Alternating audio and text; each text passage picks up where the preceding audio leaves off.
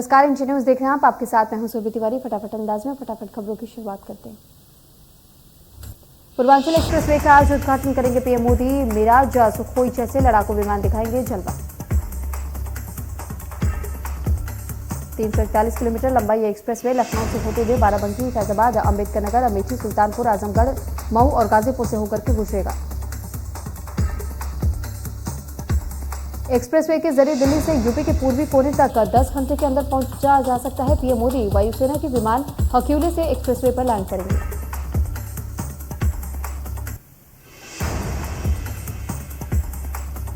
इसके साथ ही 45 मिनट का एयर शो भी होगा, जिसमें वायुसेना के विमान शक्ति प्रदर्शन करते हुए नजर आएंगे।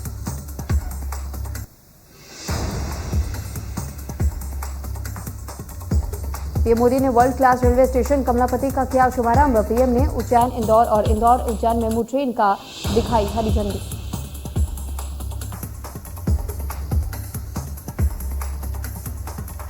रानी कमलापति रेलवे स्टेशन को भोपाल के मेट्रो स्टेशन से भी जोड़ा जा रहा है। स्टेशन के दोनों तरफ से बीआरटीएस रेल की सुविधा है।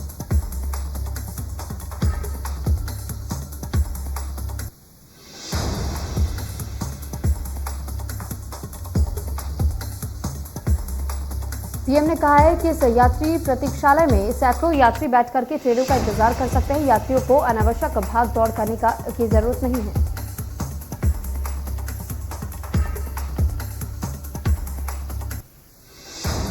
साथ ही पीएम ने कांग्रेस पर साधा निशाना। कहा, पहले रेलवे स्टेशन बोलते ही सबका ध्यान गंदगी पर जाता था। लोगों ने मान लिया था कि अब ऐसे ही गुजारा करें।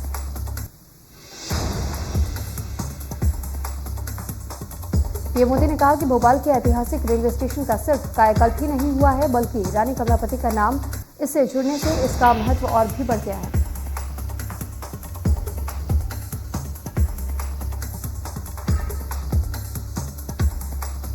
पीएम मोदी ने कहा है कि बेहतर इंफ्रास्ट्रक्चर आज की आकांक्षा ही नहीं, आवश्यकता भी है। भारत का इंफ्रास्ट्रक्चर तेजी से आधुनिक हो रहा है।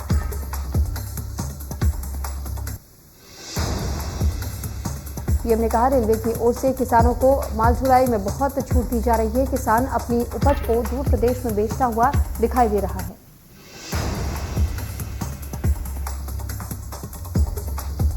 बरकतुल्लाह विश्वविद्यालय से लेकर के रानी कमलापति रेलवे स्टेशन तक जनजातीय वर्ग के लोगों से मिले पीएम मोदी। मुस्लिम महिलाओं ने 3 तलाक के लिए पीएम मोदी का किया धन्यवाद।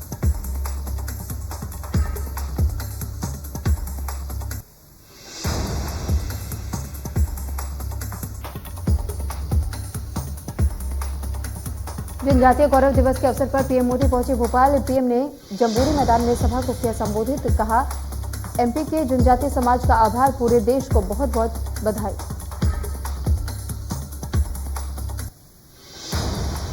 पीएम मोदी ने कहा कि शरीर 4 दिनों का है, मिट्टी में मिल जाएगा। धन दौलत कोई काम का नहीं, यही छोड़ के जाना है। आपका प्यार ही सेवा के लिए ऊर्जा देता है।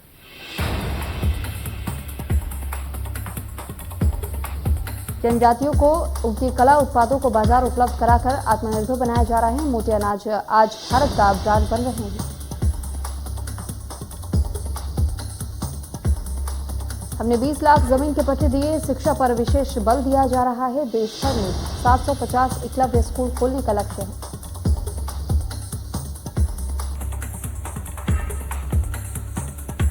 पीएम ने आगे कहा, 7 साल में 9 नए ट्राइबल इंस्टीट्यूट बनाए गए हैं। स्थानीय भाषा में पढ़ाई पर जोर दिया जा रहा है। जनजातीय समाज का विकास ही सबका विकास है।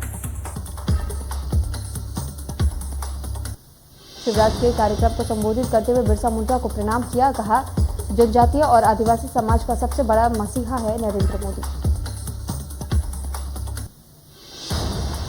पीएम ने हबीबगंज स्टेशन का नाम रानी कमलापति किया। आदिवासियों और एमपी का सम्मान बढ़ाया गया। पीएम का बहुत आभार। सीएम शिवराज ने कहा, कांग्रेस सम्मेलन पर सवाल उठाती है। कांग्रेस के पेट में दर्द रहता है और वो आइफा पर पैसा लुटाते हैं। हम पर सवाल उठाते हैं।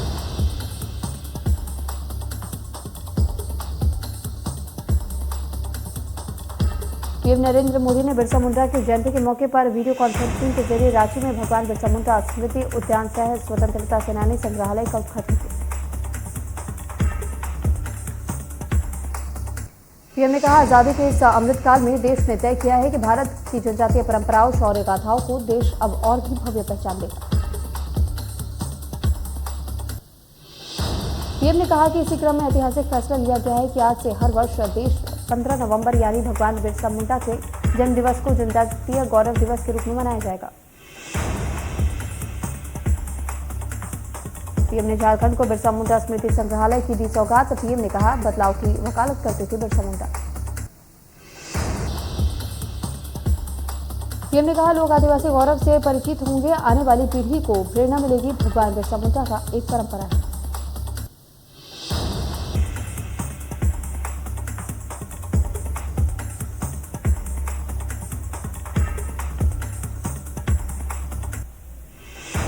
पीसीसी चीफ कमलनाथ ने छिंदवाड़ा में पीएम मोदी और प्रदेश सरकार पर साधा निशाना। कहा, प्रदेश ही नहीं देश के आदिवासियों का विकास और सम्मान कांग्रेस पार्टी ने किया है।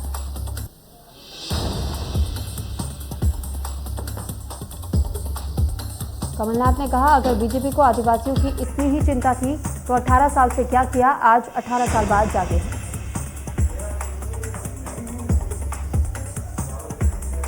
पीसीसी चीफ ने कहा, 1 करोड़ 60 लाख जो एमपी में है वो किसी तरह पिछड़ा हुआ है। मोदी जी को आदिवासी समाज के बारे में तो जानकारी ही नहीं है।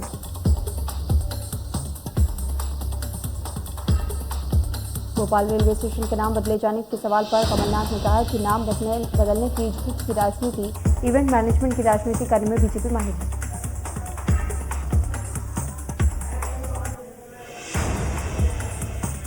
उज्जैन को पीएम मोदी ने मेमू ट्रेन की सौगात दी है। इंदौर से उज्जैन के बीच वाया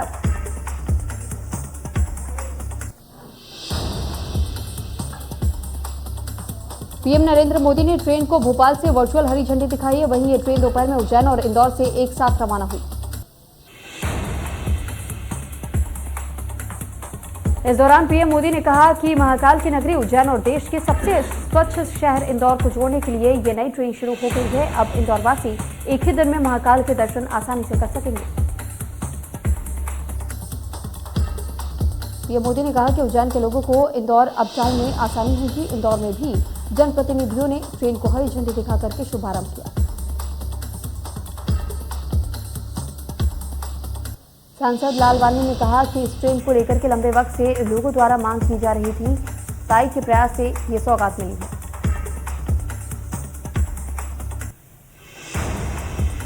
देरात मुख्यमंत्री भूपेश बघेल के पिता नयन कुमार बघेल की तबीयत अचानक बिगड़ गई। उन्हें इलाज के लिए बैकुंठपुर जिला अस्पताल में भर्ती कराया गया। देर रात विधायक गुलाब कमरो अस्पताल पहुंचे। इस दौरान कलेक्टर, एसपी, सीएमएचओ सहित प्रशासनिक अमला भी मौजूद रहा।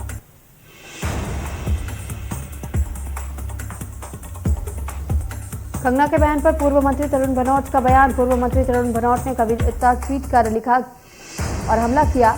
उन्होंने लिखा कि ये देखो क्या इंसान की क्या हालत हो गई भगवान।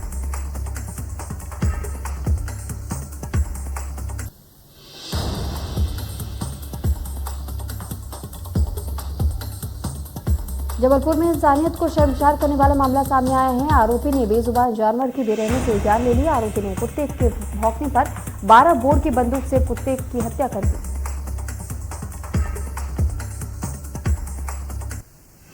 विजयनगर थाना अंतर्गत मथुरा विहार कॉलोनी में यह वारदात हुई है। पुलिस ने मामले के संज्ञान में लेते हुए आरोपी योगेश चंदेल को गिरफ्तार कर लिया।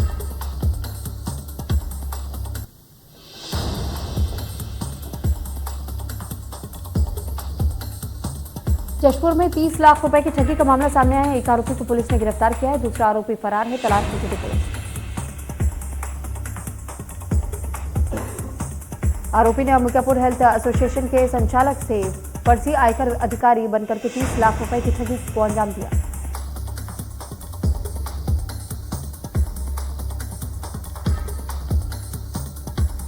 भोपाल में बैरागढ़ के संत हिरदाराम नगर में 5 साल की बच्ची के अपहरण का मामला सामने आया है। अपहरणकर्ता ने बच्ची की मां से 50,000 रुपए की फिरौती की मांग की थी। घटना के 4 घंटे बाद ही पुलिस ने बच्ची को भोपाल रेलवे स्टेशन हनुमानगंज इलाके से बरामद कर लिया। बच्ची को लेकर अपहरणकर्ता शहर से भागने की फिराक में था।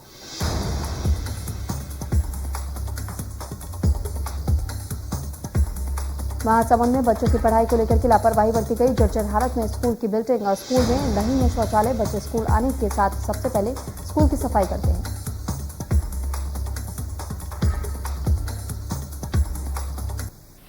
दमोह में हुए 2 गुटों में विवाद का मामला। पिछले दिनों परिवार के 2 गुटों में विवाद का मामला सामने आया था, जिसमें संतोष प्रजापति को गंभीर चोट आने पर जबलपुर में मौत हो गई, जिसके बाद मृतक के परिजनों से मिलने पथरिया विधायक पहुंची और पुलिस अधीक्षक से तत्काल पथरिया थाना प्रभारी को लाइव अटैच करने की मांग की गई। विधायक रामबाई ने परिजनों से बातचीत की और आश्वासन दिया कि उन्हें न्याय दिलाने में और उनका सहयोग करने में कोई कोर कसर नहीं छोड़ी जाएगी।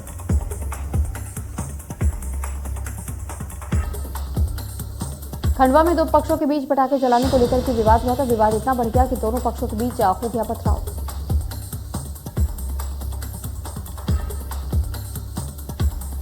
बुरहानपुर जिले में अवैध रूप से हो रही बायोडीजल की बिक्री पर कार्रवाई की गई। इसके खिलाफ प्रशासन ने जब्त किया टैंकर। पुलिस ने दर्ज की एफआईआर। प्रशासन को लंबे समय ये शिकायत मिल रही थी कि ट्रांसपोर्ट नगर और इच्छापुर स्थित मध्य प्रदेश महाराष्ट्र सीमा पर बेरोक-टोक अवैध रूप से बायोडीजल की बिक्री हो रही है।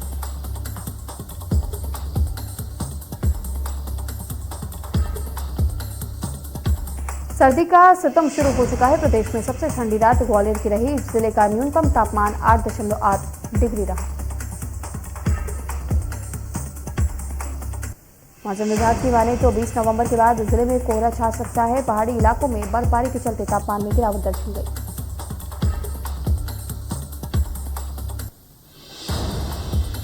खंडवा में देर रात एक नाबालिग की हत्या का मामला सामने आया। हत्यारे ने किशोरी की मां पर भी हमला किया। पुलिस मामले की जांच में फिलहाल जुटी हुई है।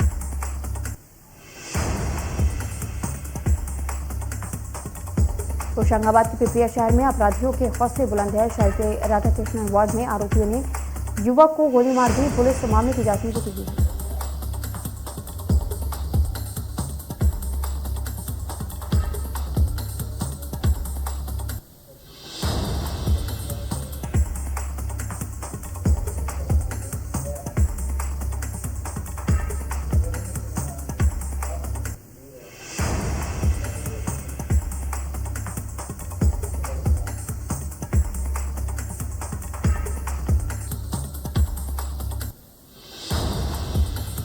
पेंड्रा के एक स्कूल में अजगर घुस जाने की वजह से हड़कंप मच गया। सभी स्टाफ स्कूल कैंपस से बाहर निकल आए और बच्चों को दूसरी तरफ सुरक्षित निकाला गया।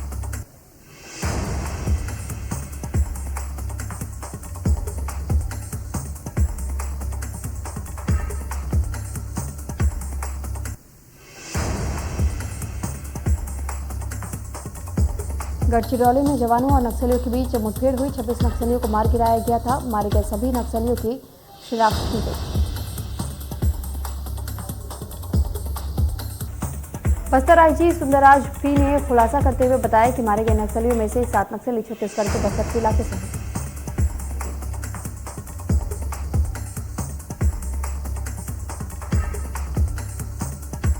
नारायणपुर पुलिस को बड़ी सफलता हाथ लगी। मुठभेड़ में वर्दीधारी नक्सली का शव AK-47 के साथ बरामद किया गया।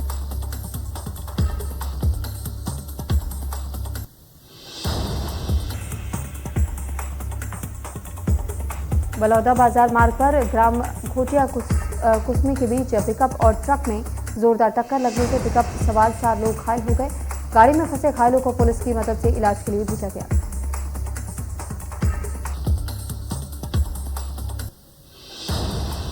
ग्वालियर में सर्दी की दस्तक के बाद भी डेंगू का कहर जारी है। डेंगू के 37 मरीज सामने आए हैं, जिसमें 34 मरीज ग्वालियर जिले से हैं।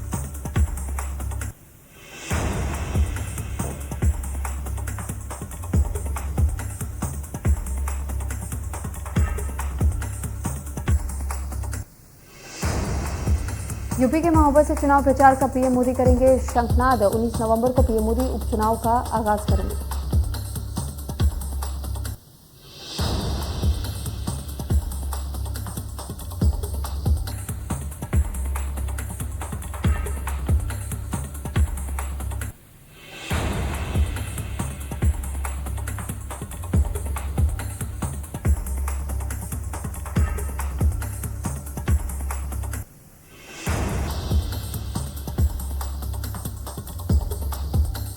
दिल्ली में रक्षा मंत्री राजनाथ सिंह ने मनोहर पर्रिकर रक्षा अभियान का किया उद्घाटन। रक्षा मंत्री ने विश्लेषण संस्थान में ओपन एयर जिम का भी उद्घाटन किया।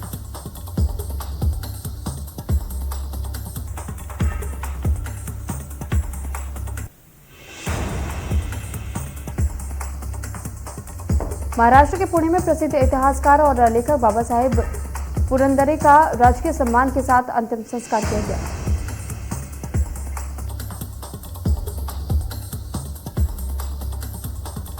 महाराष्ट्र के पूर्व गृह मंत्री अनिल देशमुख को कथित मनी लॉन्ड्रिंग मामले में चौथे दिन की न्यायिक हिरासत में भेजा गया। सत्र अदालत ने उन्हें 29 नवंबर तक न्यायिक हिरासत में रखने का निर्देश दिया।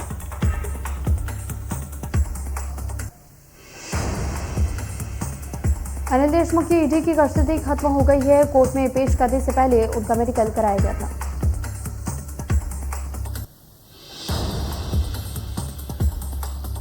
उत्तर प्रदेश के मुख्यमंत्री योगी आदित्यनाथ वाराणसी में काशी विश्वनाथ मंदिर पहुंचे। मां अन्नपूर्णा की मूर्ति की पुनर्स्थापना की गई।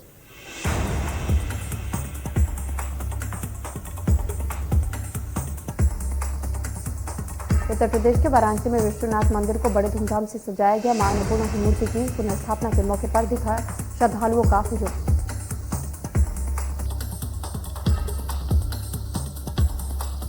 जेएनयू में फिर भिड़े छात्र संगठन के गुट। वहीं मारपीट के दौरान कई छात्र हुए घायल। एबीवीपी ने एआईएसए पर लगाया मारपीट का आरोप। उत्तर प्रदेश के लखनऊ में केंद्रीय मंत्री पीयूष गोयल ने किया हस्तशिल्प प्रदर्शनी का उद्घाटन। प्रदर्शनी बनाने वाले कारीगरों को निर्यातकों से की बातचीत।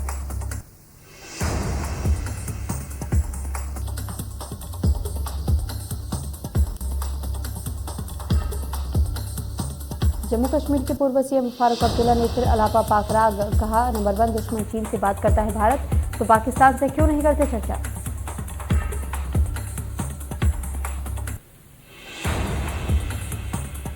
कोटा में मोबाइल की बैटरी फटने से धमाका। ब्लास्ट में भाई बहन झुलसे। पढ़ाई के दौरान हुआ हादसा।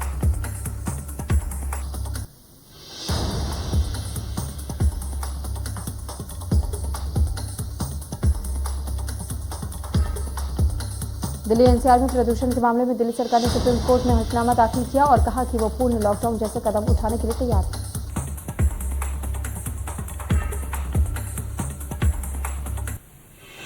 दिल्ली सरकार ने कहा राष्ट्रीय राजधानी क्षेत्र के लिए भी लॉकडाउन की जरूरत है। हालांकि लॉकडाउन का केवल सीमित प्रभाव होगा।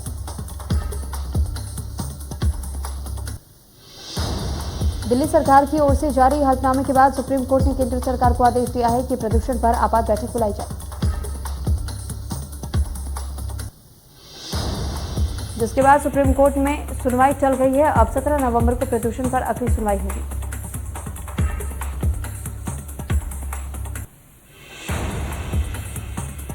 बढ़ते वायु प्रदूषण की वजह से दिल्ली सरकार के बाद अब हरियाणा सरकार ने भी स्कूलों को बंद करने का फैसला किया है।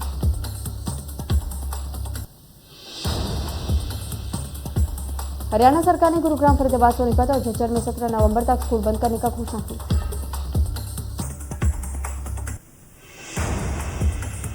जम्मू कश्मीर के हैदरपुरा इलाके में सुरक्षा बलों ने एनकाउंटर में 2 आतंकियों को मार गिराया। इनके नाम समीर और आमिर थे। एनकाउंटर में एक और शख्स अल्ताफ भी मारा गया है। अल्ताफ सीमेंट का कारोबार किया करता था। उसने ही आतंकियों को अपने घर में पनाह दी थी।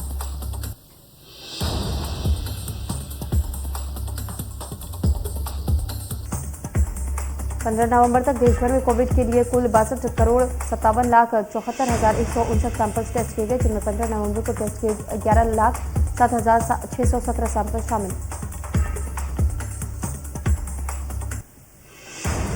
भारत में 24 घंटे में 8,865 नए मामले आए सामने। 11,971 रिकवरी हुई। 197 मौतें दर्ज की गई।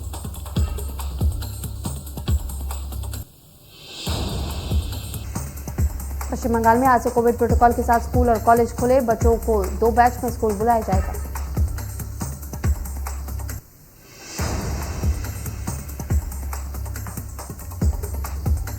T20 वर्ल्ड कप खत्म होने के बाद आईसीसी ने बेस्ट प्लेइंग 11 का ऐलान किया है। इस टीम में किसी भारतीय खिलाड़ी को जगह नहीं मिली है।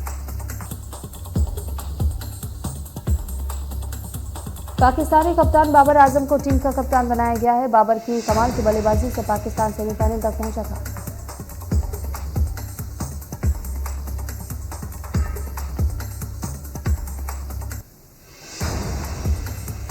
चीन में एक ट्रैवल ब्लॉगर को 7 महीने की जेल की सजा सुनाई गई है। उसने गलवान घाटी में भारत के साथ झड़प में मारे गए चीनी सैनिकों की कब्र के पास फोटो खिंचवाई।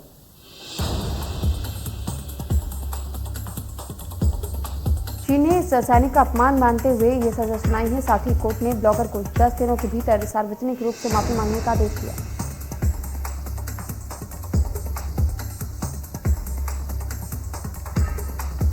एक्टर राजकुमार राव और पत्रलेखा ने 11 साल के रिश्ते के बाद देव उठने एकादशी के दिन चंडीगढ़ में शादी कर ली।